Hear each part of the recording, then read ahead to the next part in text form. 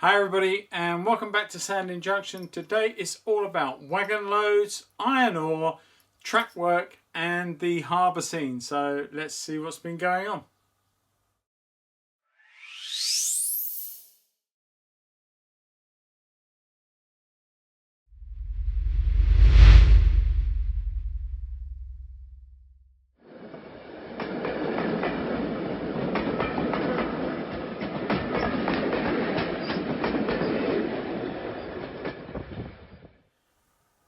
Okay, so yesterday I had a little play around and I wanted to just weather down these three odd iron ore wagons that I had.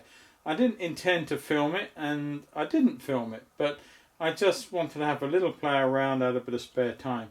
And I used a simple process. I used these rustic products, which are really good.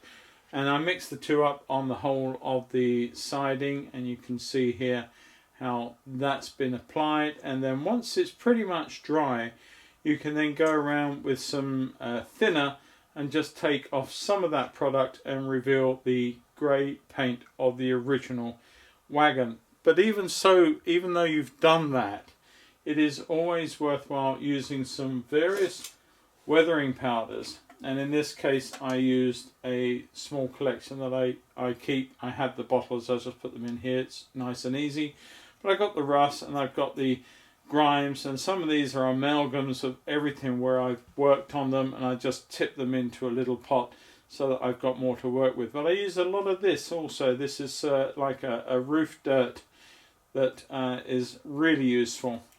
And basically all I did with those weathering powders was just to simply tone down the marks that were left. So if you have that sort of effect, if I can get that to lay over on its side a bit more, once you've got the effect, you've got the stark rust against the grey of the manufacturing colour of this wagon, and on their own that's just too stark, so you need to tone them in. And by using the weathering powders you can actually then tone these down so that it looks like they're sort of grimy, dirty as well as rusty. And that's what I've done. I didn't film it, as I say, I just had a little play around. So that's what I've done. I've used the weathering powders, I've created the product. You can see inside the hopper and you can see around the side there. And I've just finished spraying them, so they're all sealed up now and ready for a load. And that's what I wanted to talk about, because obviously iron ore, it's there's lots of different ways iron ore can be created and look. And what I wanted to do is put a load in, a very simple light load, but I'm going to put in, and this is a form of animal grit. I'm not quite sure where I got this from, but it's just a pet grit, I think budgerigar or something like that. But it's just a gravel and it's a mixed colour. Now on its own probably doesn't look anything like iron ore, but if you can put this on and let it dry up and then maybe put some weathering powders to that and just finish it off, I think you'll have a reasonable looking, quite a chunky grit and gravel without using some more costly sort of products that you buy for your ballasting. So I'm going to use that. I'm going to see how it gets on, and I'm going to do it as a removable load. So what I'm going to intend to do is to put some kitchen cellophane, you know, the cling film wrap in here, press it down, put some bulking medium such as a piece of polystyrene, piece of foam, something of that nature, even squeezed out and wetted down tissue paper, anything to bulk out so that you don't use tons of grit in the process of creating this. If you've got tons of grit, you can always put it in solidly if you wanted to. It will add weight to the wagon, but I don't need to do that. I think it will be sufficient just to put a bit of bulking in there and then put some mineral over the top. Once it's all wetted down, once it's all dried out with glue, and it's quite a simple case of just weathering it down to suit and make it look correct. We shall see how we go, and I'll come back later and let you know how I got on.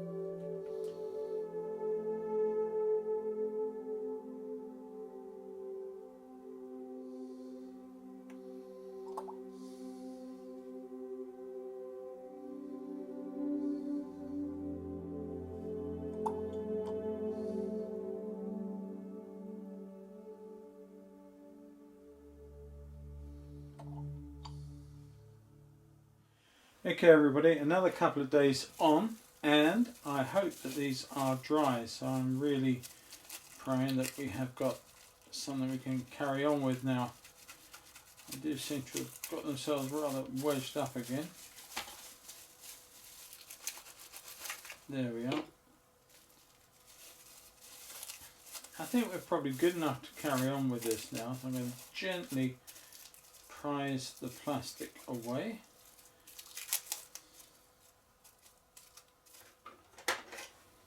This is just going to be a very liberal, dirty covering of powders just to change the overall look of the material. Just a bit of browns, a bit of darks, just playing around in there.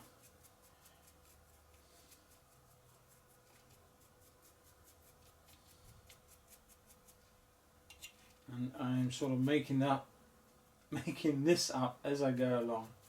I have no idea. I see that I saw on one site that iron ore comes in a multitude of different colours and shades, and sort of, I suppose, a little bit of rusty colour.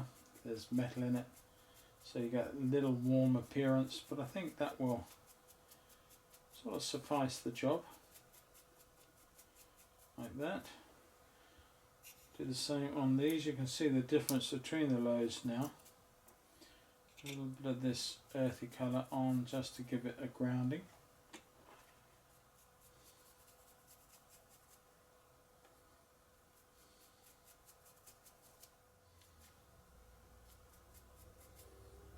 A little bit of dirty colour on there. A little bit like sort of slag and rock and what have you. I don't know all the technical terms.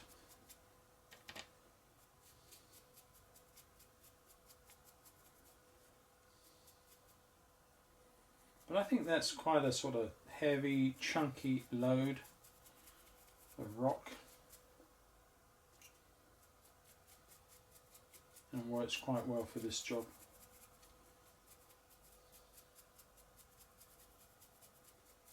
Now I'm going to just seal that. I'm happy with that. I don't think I need to do any more. Another 24 hours outside of the plastic now, just to harden off. Then they can go back in here, and the next time you'll see them is running around on the track. Thanks for watching.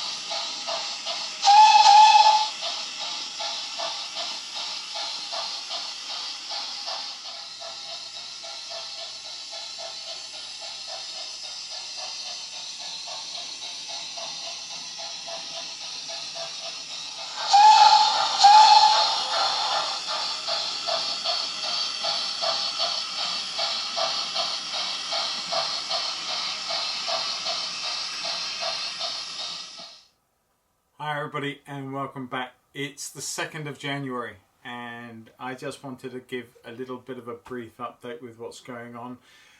What I decided to do on the 1st, yesterday, was to really start getting to grips with some more track laying. I keep playing around with the idea of scenics and stuff, and I feel that until I get the track all in, working, wired up and tested, and yeah, sort of get that part of it behind me, then I can't really concentrate on too much scenics. I know I did the hill in the corner here, but that's still so way off being finished. And so anyway, this track around here going from Sandling Junction over behind the camera all the way down through past me and this way on towards Hythe, and eventually in the new Harbour peninsula that I will be developing in 2021. I felt that it's been laying there for long enough, collecting dust and not doing anything, so I felt that that's what I'm going to work on. I'm going to get this track in, I'm going to get the points all fitted. I'm not going to bore you to death with time-lapse of how to fit track. You've all seen, you've seen me do it enough times, and there are tons of videos on the internet to see any of that. So just to see all the weights on here, I'm going to see how that's glued down. So now then, I put the plates down with Copydex, and apart from two, they stuck perfectly hard, and the longer you leave them, the more that Copydex seems to grab hold of whatever. It becomes harder to move away the longer it's down. Anyway, yesterday I hadn't been any track laying for a little while, so I put quite a bit down through here. There's 3 points under here, etc. And just here there is a double slip, and I completely forgot when I put this piece of track in here, I completely forgot that I needed 4 insulators off of a double slip, and I hadn't. I'd put a conventional metal one on this outside track. Yeah, stupid. But about 4-5 hours later, I'd done this in the afternoon, and I suddenly come to do a little bit up there on the other end of the double slip, and I suddenly remembered, 2 insulators. Check this one, realised my mistake, and I thought, I don't know what I'm going to do. This track had been down 4 or 5 hours, and the long and short of it was I lifted the weights off, looked at it, and realised the Copydex hadn't really grabbed the surface of the metal too well. So that sort of led me to think about, overall, was it going to be good, or was running trains over it after some time, especially if you're using magnets, etc., would it actually lift anything or cause a problem? So what I did is, just to be sure, I've test done this one. It's because it's a straight piece, it doesn't really make a lot of odds, but I've test done it, and I've put PVA white glue straight down, 100%. And okay, it's got to be said, in fairness, I've just lifted the weights off of here, as you've just seen, and I have looked at this, and this is all Copydex over those plates. Gotta say, it seems to have gone off, and they are holding, and it's holding, so I don't see a problem. So maybe I just jumped the gun and worrying about this. Maybe I will just carry on Copydex this. It just seemed to take a long time, but in fairness, it's the middle of winter. This place is freezing cold. It's not going off as fast as it would do anyway. So putting it down, leaving the weights overnight, it's taken a good 12-14 hours maybe since it was laid, but I think it's fine. But there you go. I didn't want to sort of give everybody the wrong impression. I said what I said, and in fairness, it also works with Copydex, or it seems to. Okay, I'm going to carry on now. I started laying the track. This has all been laid down now, and the little area of goods yard, etc., and carriage sort of wagon sidings that will be at Sandling, and then coming down you'll have the station through here and a little bit on this side here too. And this will then come down. We've got a double slip here which will allow all sorts of movements. There is a carriage or 2-car something that will sit up here. There is a small shed that will go down there, and a little offshoot. We've got lots of bits and pieces going on, and then we come on down, and this actually was quite needed because I wanted to maybe get on with this hill some point. So I really did need to get all this set down and glued down and sorted out. And I have come round. You see a lot of weights down now. There's quite a complicated bit through here which I had to put a set of points in through here. So that's all done. That's all gluing down. Coming on further round, and the area straight through High Station, which is really cool. And that's really as far as I've got with the glue down. And I will take the weights off of that tomorrow. And on here I've set out all the track work points and the 3-way point there, Where that's lying is a little side off to the cattle dock. Now there was another point to go in there and up, but I felt there wasn't enough room to do that properly, so I abandoned the second point and has just got one off there to the cattle dock. That's fine, that's all I need.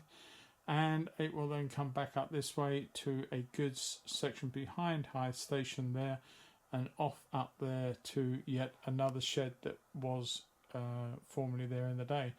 And I've set out just to see if it would work. So I've taken the curvature round, and this will end to the Folkestone Harbour through the side. There's where the main one will come in. Sorry, my finger is out of focus, but the main one will come in through there. But this will be the one that will come out through the branch line and up through Hythe and back up to Sandling that way. So that's for another day, as is this. I've run out of time. I've now got to get back to work and create some artistic filming for my other channel. So this will go out as a small video, I think, very, very soon, with a bit of other information.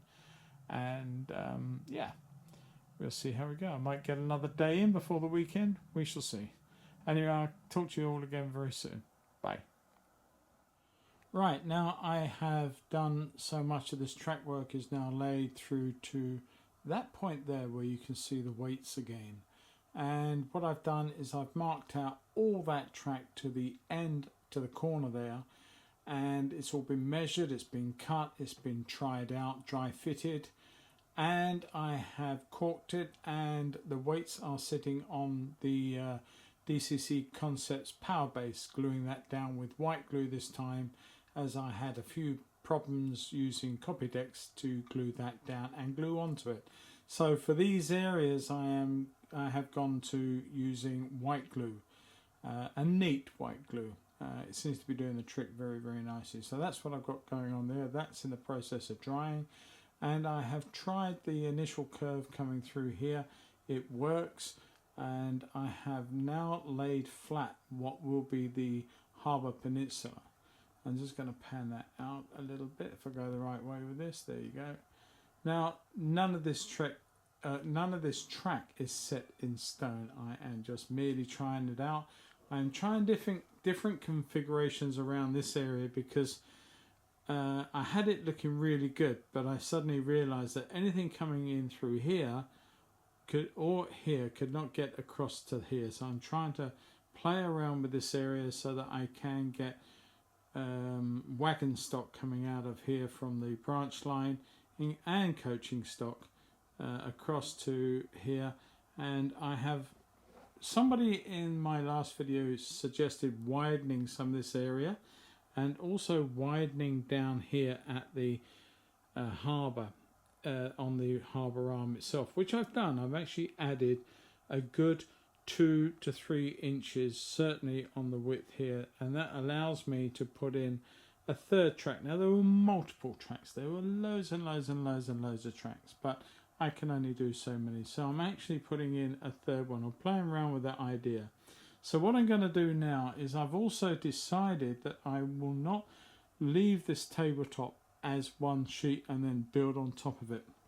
What I'm going to do is take out all the screws over the whole area, and first and foremost though, I'm going to cut round with a hard blade all the way around this paper and cut away what will be the sea, leaving me only where we are going to lay track and what will be the harbour. Once that's all marked out, I then will mark the edges around the paper to the whole of the harbour scene. I will record finally how I'm going to put the track down. It still may evolve. I mean, it's, you know, the area is there, and once I've got the area set, then I can play around with the track configuration. But I can set up this, and then what I will do is jigsaw out all of the shape for the harbour, and then I will raise that up on timbers the correct height for what I'm looking for, and keep this tight, this area here, which will become the sea. So that's my plan. I hope it works. I think it'll work. And it will save an awful lot of extra timber needed, and it will also mean to say that there's easy access underneath all of this for points without them incurring any issues in regards to other timbers. So that's my plan, and that's where I'm going to go with this. So I've done a lot in this video. I've talked about weathering some wagons, iron ore wagons, and I've done a bit on the track laying for the branch line coming down through Hythe, which is all now finished apart from the electrical hookup and the points. So I'm probably going to bring this video to an end and give me something to work on so I can bring you another video very, very soon. But thanks for taking the trouble to listen to this and supporting me and the channel, and I thank you all very much. And if you've enjoyed this much of it and you're still watching, you need a medal. No, if you are still watching and you're not a subscriber, then please subscribe. It's fantastic to know that people are subscribing to the channel, building the channel. It doesn't cost you anything, and it does show YouTube that it's a channel worth supporting. So that would be fantastic. If you don't mind, that'll be great. All the best to you. Give it a thumbs up and press the bell icon to tell us when I'm putting another one up. All the best to you for now. Happy New Year. Stay safe, everybody. Happy modelling. Bye-bye. Okay, everybody. I couldn't resist doing a bit more work on this and just putting it on the end of this video. So I hope it doesn't make it too long. But I ended up by playing around with the track a bit more. And I've also cut out the template. Let me just come out on the camera a bit further. I've cut the template out onto the grey table. And so you can see the branch line as it will come in. You can see the main line that will come down across the bridge and the viaduct and the swing bridge coming into the main station area of the harbour. This will come in as a goods feed and suburban traffic, which will also feed the harbour. All the goods stuff is over here, and I have actually found a way of getting stuff from here across over to here. A little bit of shunting involved, but I think in the day that probably would have been the same anyway, because obviously the traffic would have come down here. It would have had to have entered all of this before it could have come over on any of this stuff. So I hope that I've done well, and I'm pleased with the result. Now it's all cut out. You can see the extent of the harbour and the way it will look. I've thickened up the arm to give me another bit of track and to give me a better look at this high promenade point before it comes all the way down to the lighthouse at the very tip. So this is well out at sea, as it were, and this comes all the way down. You've got a big goods shed down here represented by an old Hornby one, a couple of bits of wood which will, and a house down there somewhere which will represent maybe the older customs house that was bombed during the war, or maybe later just more buildings and sheds post-war. You can see my little representation of the harbour buildings along the wharf, and where the bridge will go across the tunnels, and the road that feeds through the tunnels, and there is a road that runs along the edge of the harbour this side. It goes across the tracks and it will go off up there, and it will join that one there as well. I'm going to make it go off through a bit of a tunnel. It doesn't in reality. It does disappear up. Well, it actually goes under the viaduct at one point. So in a sense, I'm not lying. It's just a little stretch of imagination. But you've got the inner harbour, the swing bridge, and I think it's going to work. I quite like the idea. And as I said, I can, with a bit of shunting, bring stuff across here, up, and then back over onto some of these. I've put the wagons on just to give me some idea that these will probably house anything up to 8 to 10 wagons each. This one will do 8. The rest of these are no less than 5 or 6. So I can put quite a bit of wagons on there in the future, and for movements and what have you, and a couple of shunters work in the yard. And I want to put a little engine shed maybe off these shorter ones, just to, I might shorten them up. I mean, all of this is just laid down. It's not set in stone. I will photograph it extensively so I can repeat it, but the next job is to take all this up, put it away for now, and then lift I've marked around the edge of all of this, so I will lift the template up, keep it for safekeeping, but then I will literally take all the screws out of this top, jigsaw out the shape, start raising it up to the level I need it to, so I can bring the track in correctly across here, and then start thinking about how that track elevation will come around from the main line. But there you go. I hope you agree that it's a little step forward, and I'm really quite excited as to the way this peninsula is starting to evolve. And I'm sure that those of you looking at this track plan now, I don't know if this will go out any further, it may do. There we are, to encompass pretty much the whole area. But any of you got any ideas that I can improve this track plan, please put it in the comment section below. You know I am always open to good suggestions, and if they are good, I will probably incorporate them. In the meantime, I've gone on long enough, guys, so happy modelling, stay safe in all these troubled times once again, and I'm saying goodbye for a second time. Take care, bye bye.